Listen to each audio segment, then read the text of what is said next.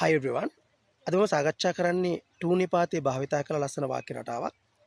කොහොමද අපි ඉංග්‍රීසි වලින් කියන්නේ මම කියවන්න කැමතියි කියලා. මම කියවන්න කැමතියි. අපි ඉංග්‍රීසි වලින් කියනවා I like to read. I like to read. ඒ වාක්‍යයේ අර්ථයම ගන්න පුළුවන් මේ වාක්‍යෙමුත් I like reading. I like reading. ඒ වාක්‍ය දෙකේ වෙනස තමයි I like to read. I like reading.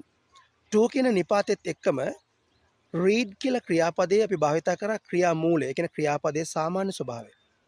අපි ඒත් එක්කම reading කියද්දි to නිපාතේ භාවිත වුණේ නැහැ.